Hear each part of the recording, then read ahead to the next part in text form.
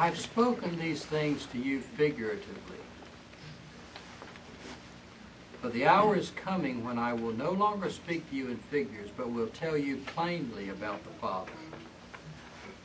On that day you will ask in my name.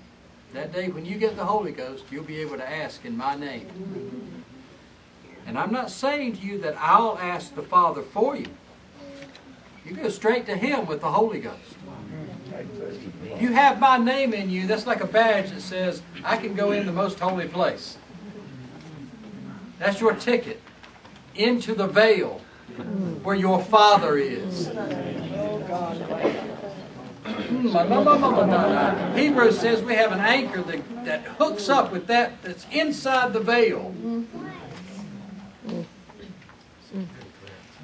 On that day you will ask in my name, and I'm not going to ask the Father for you, for the Father Himself considers you friends, because you have befriended me.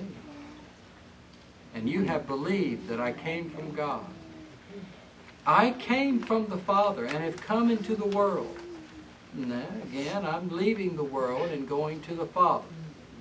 And His disciples said, "Ha ha, behold, now you're talking plainly and using no figure of speech.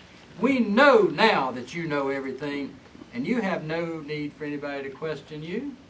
Yeah, by this we believe you came from God." Yeah, we got it. We're there. Jesus said, "Do you now believe?" You don't have a clue.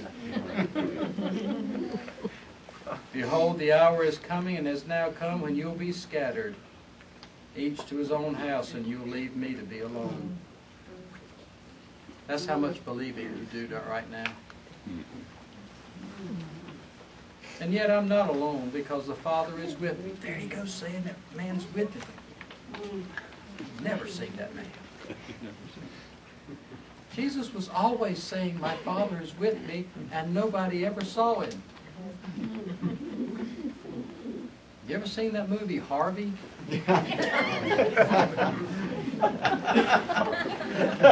ever seen it? I had a 6-foot friend named Harvey. Was he a rabbit? Yeah. Nobody could ever see him. But that guy was always talking about him. Well, my friend Harvey's with me. That's about how people looked at Jesus. My Father is with me. I'm not alone.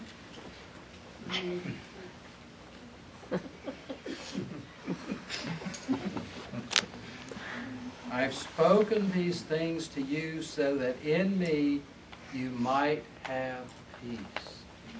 In the world you'll have tribulation, but take heart. I have overcome the world.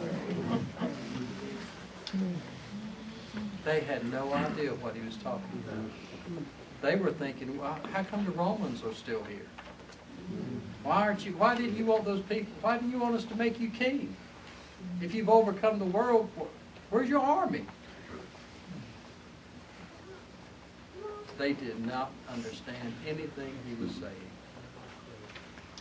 But they did later. But he was finished with them. That's the end of talking with them. He told them everything he needed to tell them. He'd done his best to plant something in their hearts that would keep them going after the next 24 hours happened. Because it was going to be mighty tough on them. There he was saying he had overcome the world, and in 24 hours the world would kill him. And they're going to think that he was wrong. They're going to think he was mistaken. And they're going to be absolutely convinced that that name it, claim it religion's no good. Because he claimed he had overcome the world, and he didn't. I mean, there's just nothing in them could understand him. But he knew. He knew if he just spoke those words, his Father would help him. Hang in there. A little while until they saw him again.